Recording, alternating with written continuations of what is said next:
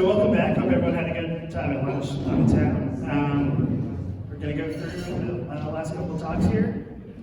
And I guess I'm introducing myself and Glenn here. We're talking about Hellway and planting nursery stock. Now, I say this to a room who is majority people older than us who've been doing this longer. So think of it as a refresh or teaching moments for the people that you want to teach. Yeah, can't emphasize team building enough that, as individuals, as owners, as managers, we're only as strong as the team is, because we can't do everything on our farms. And if we try, then we miss stuff. So use this as a refresher, teach your people, and you'll see, you'll be grateful that you spent time, an hour before planting, to spend days afterwards and years afterwards with these things. So, yeah, with that, Get started. Overview, so we'll go over nurseries, options for ordering, preparing soil, evaluating vines, prepping the vines, and planting options. So first of all, the nurseries, we had one here today, Amber. Sad they weren't here so they could double check our work. So mostly from New York, California, with other ones in Washington and elsewhere. We have the National Clean Plant Network centers up there, so you can see they're hand in hand with the breeding of the growing. And why we choose them, they're the biggest ones. One piece of anecdotal housewife tale that I have was why would you choose like New York over California or something? Basically, the wives' tale goes, since Cornell is closer and has harsher winters and everything, that they would be more adapted to us here on the East Coast.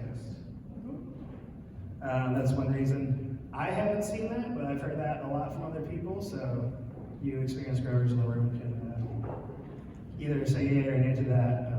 But yeah, just basically nurseries, California, New York, Washington. yeah, this is not an exhaustive list. These are vineyards and nurseries that we've worked with, that are certified, and that we've had good experiences that we can suggest to others.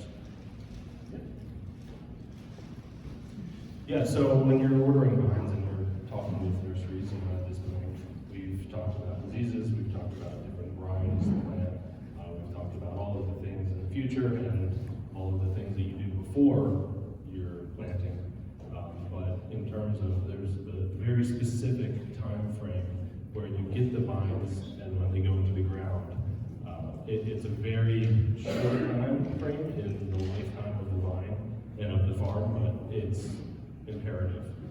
If you do it right the first time, you won't have to redo it, and you'll thank yourself later. And so when you're dealing with the nurseries, and we're going to back up a little bit and figure out what you're looking at when you're on a nursery website, what some of those acronyms mean. Government agencies love acronyms. And so we're going to start off in Europe and with ONTAV and VCR. ONTAV is the French International Institute of Viticulture, and what they have done is they've compiled specific grapevines that they can say, this is exactly what we say it is. So when you're ordering vines from them and you have an ONTAV clone and variety, you can be sure that that is the variety in the clone that you're getting. You might say that's, it goes without saying, but it doesn't. So it's really important to get precise plant material. And so in France, it's through ONTAV, and through Italy, it's through VCR. I'm not going to try to pronounce that because I'm not very good at pronouncing Italian names. But VCR, it's a nursery in Friuli, in northeast Italy, and they've done the same thing with Italian varieties.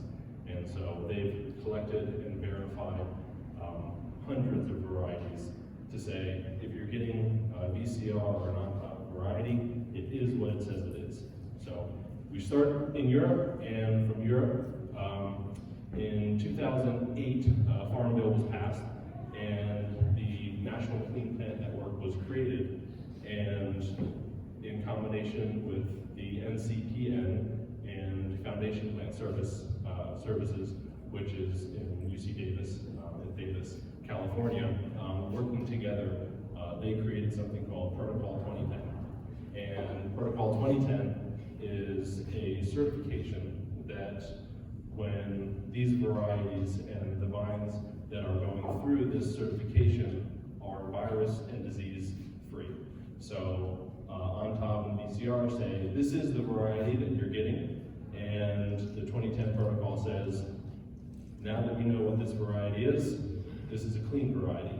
And you're not gonna, when you order vines that with the certification, you're not gonna be bringing viruses and other issues into your vineyard when you're buying these certified varieties. So from there, each state, New York, Washington, and California, they have their own certifications to upkeep and sustain these very important and rigorous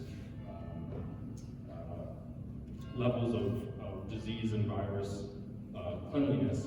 And so when you get vines from nurseries that say, you know, New York certified or California certified, they are the states working through universities to say every 4 years that whole nursery and all of the mother blocks are certified clean, virus-free, disease-free grapevines. So when you're planting and when you're replanting, if you've got a vineyard now that you know to be virus-free and clean of all major trunk diseases and things like that, it's important to create and continue on with that source of cleanliness so that you're not bringing in viruses and things from the nurseries into your vineyard, because the vines that you're bringing in and planting, while they're your main source of income and what you're doing there, they can also bring in some serious risks and infections for the other vines that are already there and healthy. So that's the certifications, and a really important aspect when you're ordering grapevines and when you're looking at nurseries on the websites, what FPS, VCR, on top, what these acronyms mean and where the vines are coming from with those kind of certifications. So going off of all that, when we actually look to order a vine, I've been staring at these nonstop for my vineyard. When I plant 12 versions of the same thing, great, you gotta look through all this. But with that, you have the type of grape you have, so Cab Franc, and usually you can just email whatever nursery it is. They usually keep pretty good lists for you. This tells you exactly when we pulled the list for me from Grapevine when I was planting, or right before I was planting 2 years ago. But you got your type of grape, all the same grape, but then they break it down by clone, and then you'll see the multiple instances of or the same clone multiple times, but that'll tell you what certification it is, and then what rootstock is on. So you'll have the same, like for example, up here you have FPS 4, so you have 2 clones of that same clone, but then one certified by 2010 and one's non-certified. And the rootstock for the certified one is 1103, and the non-certified is 3309. So you might want Club Cab Franc Clone 4 on 3309, but it's non-certed, so you're like, maybe not, depending on the risk you want to do. Sorry. And then that also shows you the certification of the rootstock, which is pretty cool. So you have both types of material, clean or not. And then you'll see on the very end the quantity. So it's if it even worth it if you only get a third or a quarter what you need. But then the size. So you have size 1 and size 2. So grade A, grade B. 1 is a size that's nice pencil thickness, good root structure, good graft. The graft took really, really well. And 2 is just kind of more piddly seconds. Not poor enough to throw away, but not good enough to say yes, perfect. So you might have to take a risk on that if you got something really niche and all they got are seconds of it. And that would do that for some replants before. But generally, number ones are what you want, and then twos, they kind of the backups. So yeah, it's always fun. All these numbers blur together when you look at it for too long, but that's what that is. And then bench draft versus potted. I have never seen potted, but that's supposed to be, green material and just soil put it right in the ground. Bench draft is, like, I would say 100% of what goes on around here. I don't know if anyone else has seen potted, but it's a thing. And yeah, move on to preparing soil. The only other thing I would say when ordering vines is if you can make out the date, it's March, and the available number of vines from the nurseries, order as far ahead as you're able to. My very, very strong suggestion is do not settle for what the nurseries have if you already have a game plan. If you've invested in the site, you've prepared the site, you spent a lot of time and money looking into these things, wait. And I know that's a really difficult thing sometimes to do, but order as soon as you can and don't compromise if you have a plan. Question? Quick question. Yes. Potted. Potted, so the traditional, the bench draft version is the one where it's so mega put in the sign or restocked. Potted is not bare root, it's in the ground, and it's actual vegetative, right? Yeah, so it's literally a grapevine in a pot of soil, and it's got green tips on it, so it's actively growing. And rather than planting a dormant vine, which is just a stick in a home, you have a vine that's already growing in a pot that you can then put into the soil from there. It's not dormant. It would not be dormant, no. There's things that nurseries do for doing that, different reasons, like they can inoculate the soil with different mycorrhizae and things like that. That is beneficial for an establishing vine. However, you pretty much won't see it on the East Coast. Pretty much everything is dormant bench grass. And going back to ordering ahead of time, if do that a year or so ahead, maybe even more depending on what you want. But those like Hamburg and other ones are super happy to work with you and make that stock early. I know that was a thing with SK77 and AA. They kind of bulked that up and we bought from them before. So just another example of planning a year out makes it real easy. So preparing the soil, not going to spend too much time on this. We've already touched on it a little bit with some of the other speakers, and the other Dr. Fiola is coming after us, and she's going to be talking much more in depth, unintended, about the soil. So, thank you. All right. So when you're looking at planting vines, obviously you need places to plant them. And so when you're preparing that farm, you look at the things like site history. Were they growing corn there? Did they spray atrazine? How long ago? Has that soil been moved? Were there cows there? Has it just been row crop, corn and soy? Things like that. You need to know those things so you can have a history of how to of the site, so that you know how to react going forward on the site. Through things like ripping the soil, depending on which way the parent material is lying. And if you're going to use a GPS planner, that is guided by a shank anyway, so it's kind of going to do a little bit of ripping as you go, and a lot of those people require you to rip the soil beforehand because they don't want to be hitting all the rocks and everything that you should have hit with a ripper with their precision GPS planner. So things like ripping, cover crops, what was growing there before, is there invasive weeds, are you going to do anything specific on the vineyard floor in terms of cover crops? And this is a picture of adjusting the soil pH. Spreading rime is really important, and as you can see, that is not something that's going to fit down vineyard rows after you plant the vines, set up the trellis, and then realize that you have a pH issue. Do it beforehand, spend the time, spend a year in advance, 2 years in advance, as long as it takes to get it right the first time. You're going to thank yourself. It's a pain in the neck to adjust the soil pH and do things like that when you have an established vineyard and you've got 6-foot rows, it just becomes a pain in the neck. So do all this before you plant, make a plan, get some help, talk to your neighbors, and yeah, that is something that you must do before planting. So that's all I'll say there, and we can move on. We just got a couple images of Yep. different parts from soil pits. I don't know if you can tell them back there, but you can see the thin horizons and the deeper parts of the soil there. So just cool checking out different areas of the field. Big ripper, small ripper, who you can tell is not going through the compact soil.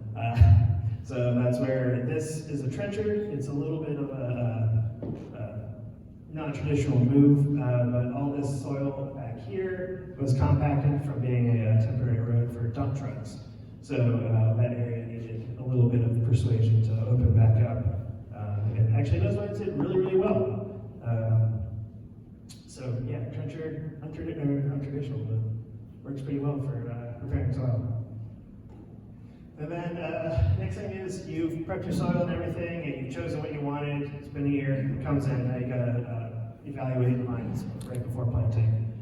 So first off, correct varieties. Make sure that like what came and what's labeled in the box is what's right. Sometimes if you get them, big like this, you'll get like a box that's half and half or like 3/4, and then the bottom quarter is a different one. And so you're like, where's my vines? Oh, I found it. Or you got workers doing it, and they're just peeling through, taking care of vines, and all of a sudden you got half a block and that's Chardonnay when it should have been Cab Franc.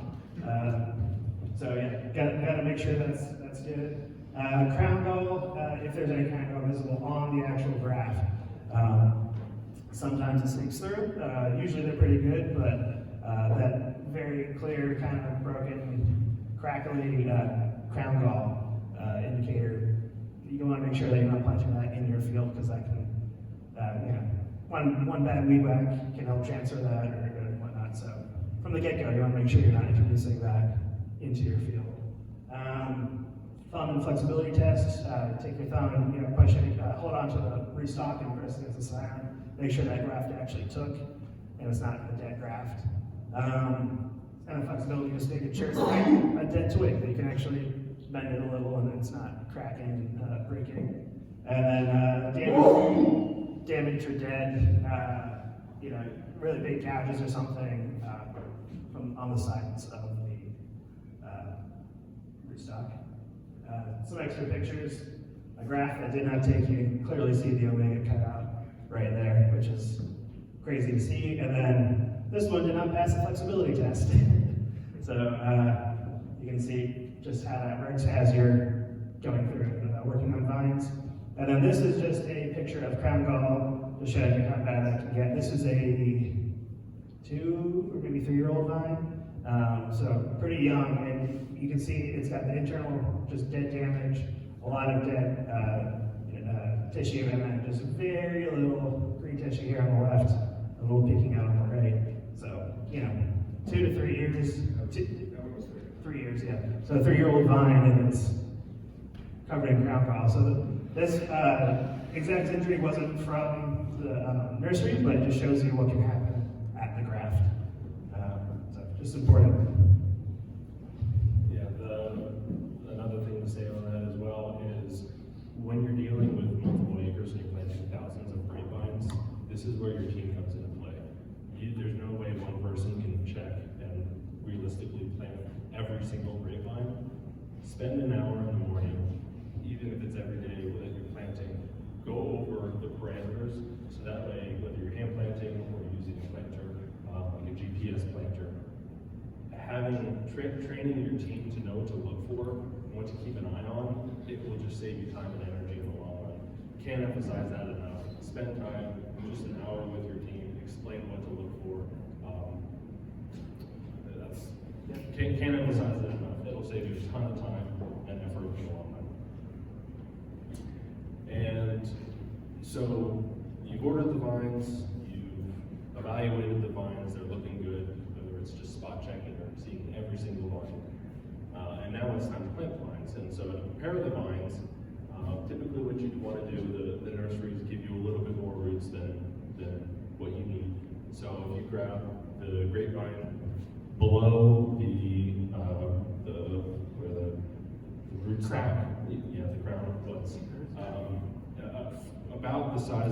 missed.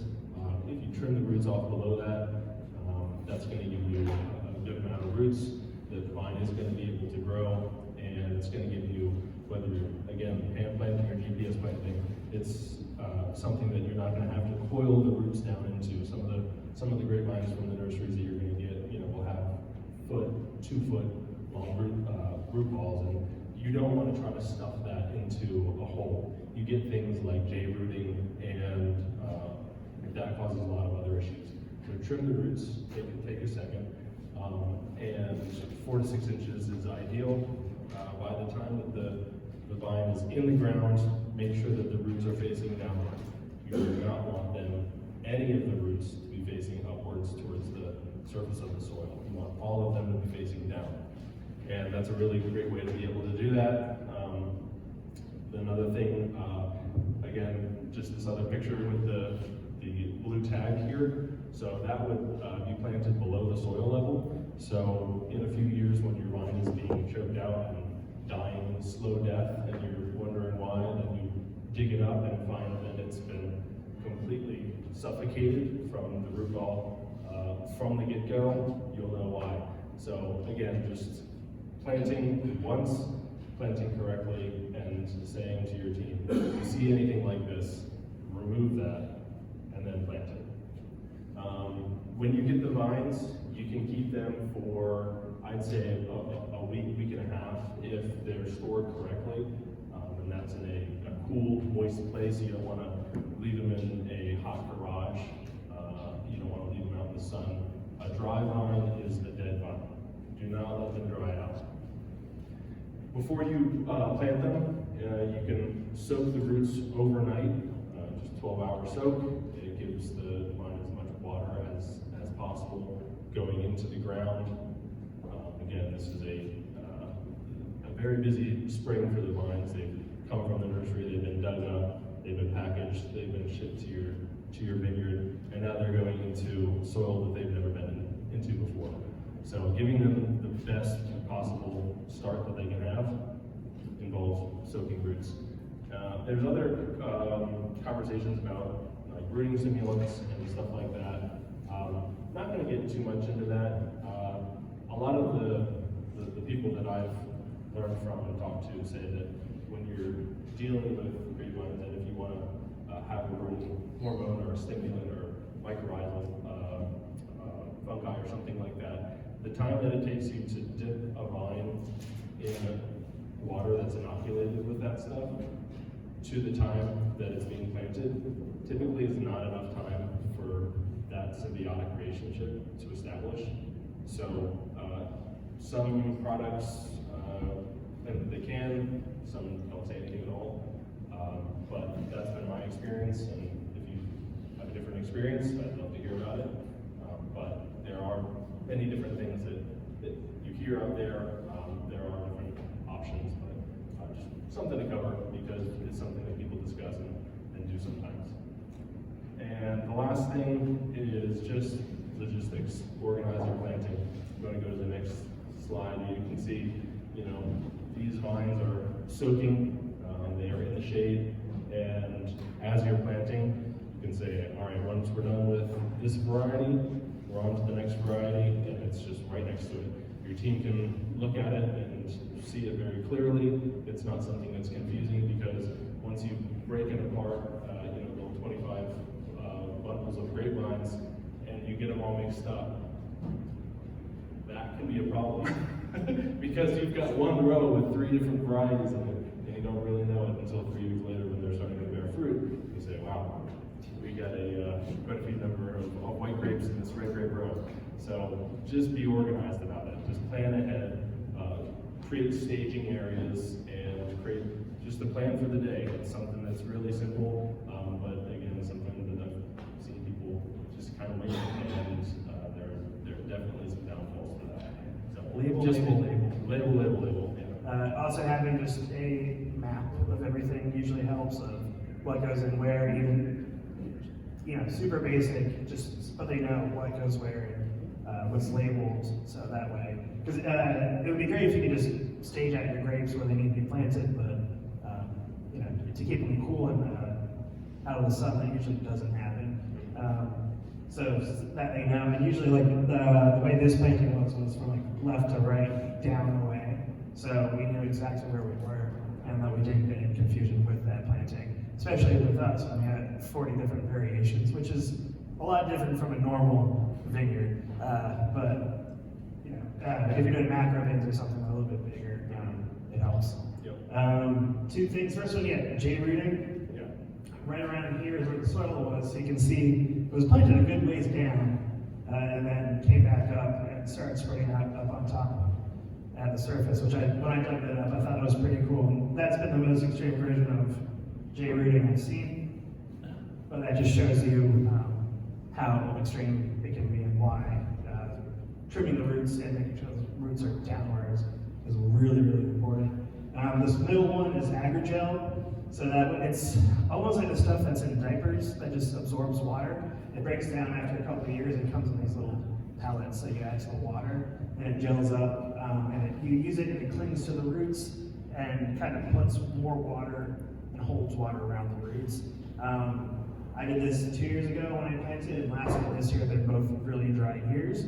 I had a little bit of drought damage this year, drought stress, but for the most part, with a little bit of water in, I feel like that stuff actually really helps keep the roots moist and at least give it a little bit of extra water. Completely anecdotal, but compared to that, with a few vines I didn't do it with, I do see a little bit of a difference. So it was relatively cheap, and not that much of an extra step to do. So we did it, and it worked out pretty well. Yes. Was that the every picture? Is that the compost? Yeah, that's the color. That was before I hired the manager. I took the roots. So. I wasn't going to say it, but yeah. Well, you hired me. And then with planting options, hand planting, I'm sure everyone's done that at least a little bit. How tedious that can be. The easiest one, or easiest to do, but feels the hardest to feel. Feels the worst. GPS planting, that's both these guys.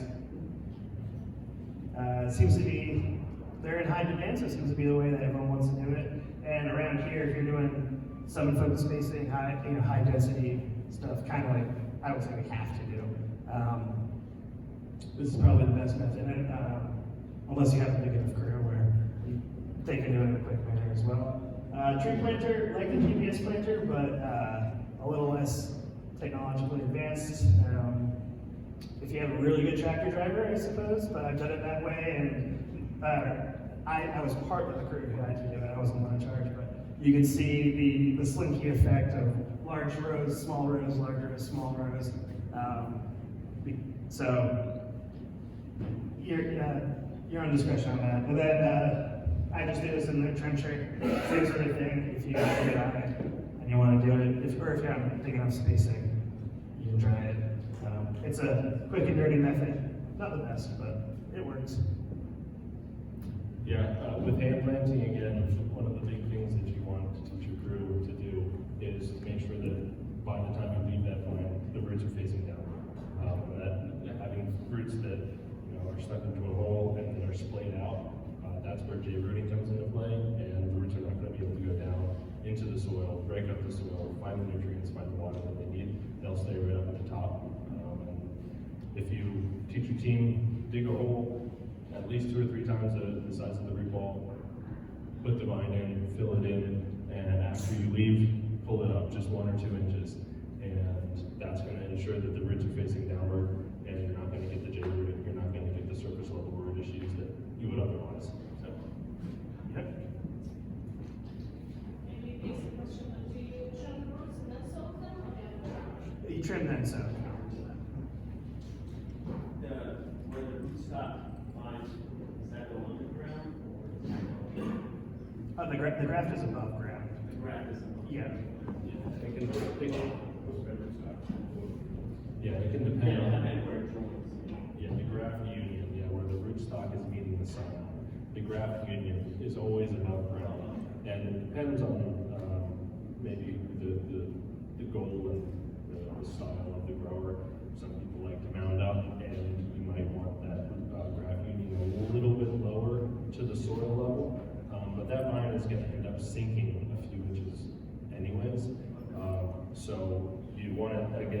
fist length at least above the soil level for that grafting.